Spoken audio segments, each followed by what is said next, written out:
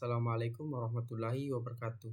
Alhamdulillah, puji syukur kita panjatkan kehadiran Allah Subhanahu wa Ta'ala yang telah memberi kita nikmat dan hidayahnya sehingga kita masih diberi kesehatan sampai saat ini. Salawat serta salam tak lupa pula kita curahkan kepada baginda Muhammad SAW. Pada video kali ini saya akan menjelaskan sedikit mengenai kram otot. Jika saya perkenalkan diri, perkenalkan nama saya Muhammad Adria Maulana dengan NIM 23030150062 kelas PJKRB 23. Mata kuliah pencegahan dan perawatan cedera olahraga. Baik, jadi kram otot itu merupakan salah satu bentuk cedera olahraga yang paling umumnya terjadi baik pada atlet profesional maupun individu yang beraktivitas fisik secara rutin. Jadi, kram otot itu biasa didefinisikan sebagai kontraksi otot yang berlangsung dan secara tiba-tiba dan tidak kita sadari. Bersifat menyakitkan, namun pada umumnya terjadi pada waktu singkat yang meskipun bersifat sementara, tapi sensasi nyerinya itu yang ditimbulkan dapat mengganggu aktivitas kita dalam berpotensi menimbulkan cedera lanjutan jika tidak ditangani secara cepat atau tepat.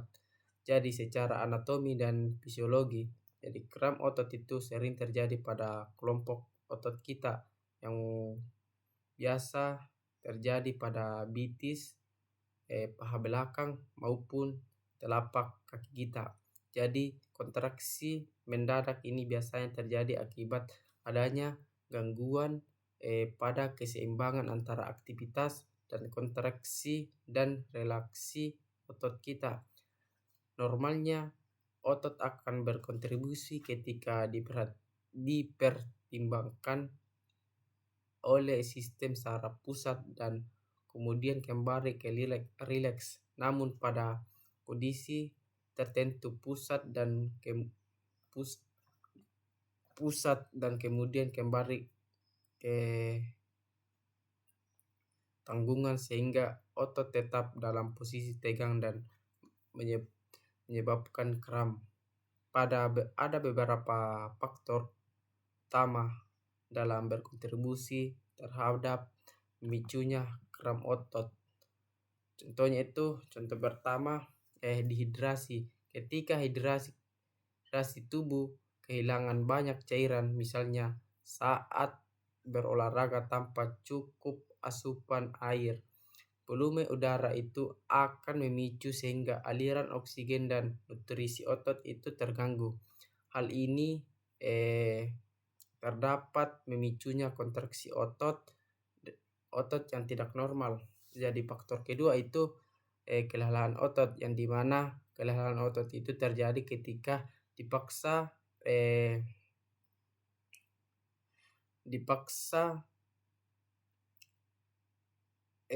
berkontribusi berlebihan dan tanpa istirahat itu kondisinya sangat menyebabkan akumulasi asam laktat, yang dimana menurut fungsi neuromuskulat itu yang dapat memicu asam otot, yang dimana faktor ketiga itu lagi tidak stabilannya elektrolit, yang khususnya kekurangan magnesium dan kalsium yang memiliki peran penting dalam mekanisme kontraks otot. Jadi gejala kram otot itu terdapat dikenali dengan munculnya rasa nyeri yang sangat tajam dan tiba-tiba mengalami kram otot tertentu. Jadi area yang sangat mengalami kram otot itu mungkin menunjukkan perubahan warna seperti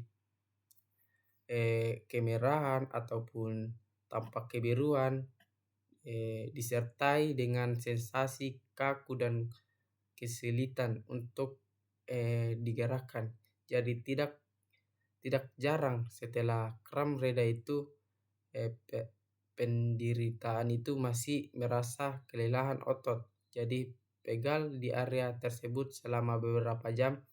Dalam beberapa kasus, kram otot itu dapat terjadi berulang kali dalam waktu singkat, dan hal ini bisa perlu diwaspadai karena bisa menjadi pertanda adanya gangguan metabolik atau neuromuskular. Dalam hal ini pencegahan strategi yang kita perlukan itu harus diterapkan penerapan pola latihan yang aman dan terencana. Maka pemanasan yang cukup sebelum memulai olahraga itu sangat penting, dan di mana mempersiapkan otot agar bekerja optimal. Dan demikian pula pendinginan juga sangat penting dalam berolahraga, membantu kita mengembalikan otot kondisi memulai secara perlahan, membantu mengembalikan otot kondisi semula secara perlahan. Jadi latihan peregangan dan fleksibilitas secara teratur juga terbukti efektif dalam menjaga elastisitas otot dalam mencegah terjadinya kram. Selain itu, menghindari aktivitas fisik yang terlalu berat, yang mendadak dalam berbagai yang bisa mendadak, dan memperhatikan kekecupan yang cairan serta asupan elektrolit yang menjadi bagian penting dari pencegahan itu tersebut. Apabila ada kram otot yang telah terjadi, mengenai pengenalan yang cepat terdapat sangat diperlukan untuk mencegah komplikasi. Langkah pertama itu bisa kita lakukan melalui peregangan ringan pada otot yang mengalami kram. Misalnya jika kram terjadi pada bitis, maka kaki dapat diluruskan sambil menarik ujung jari ataupun ke arah tubuh untuk membantu merilekskan otot itu tersebut. Pemijatan ini ringan juga dapat membantu meredakan sperma otot dan meringankan aliran darah ke area yang terdampak. Pemberian kompres hangat ataupun dingin sesuai kebutuhan dapat mengurangi nyeri dan mempercepat proses pemulihan.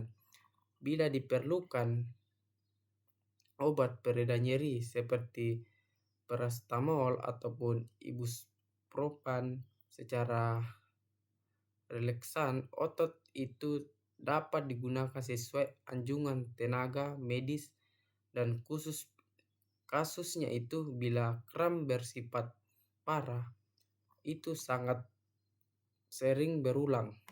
Jadi secara keseluruhan kram otot merupakan kondisi yang sangat umum terjadi pada konteks aktivitas fisik kita, namun bukan berarti kita tidak bisa dicegah, tapi diobati. Pemahaman yang mendapat tentang penyebab mekanisme gejala sehingga upaya pencegahan dapat pengobatannya sangat penting, khususnya bagi mereka yang aktivitas dalam berkegiatan olahraga. Jadi edukasi yang berkelanjutan mengenai pentingnya hidrasi, latihan yang aman, serta perhatian terhadap kondisi tubuh kita secara menyeluruh. Dan menurut kunci utama dalam meningkatkan itu minimalkan risiko yang terjadinya cedera seperti kram otot. Baik, itu yang bisa saya sampaikan atau jelaskan. Jika ada kata-kata yang salah, mohon dimaafkan. Sekian dari saya. Assalamualaikum warahmatullahi wabarakatuh.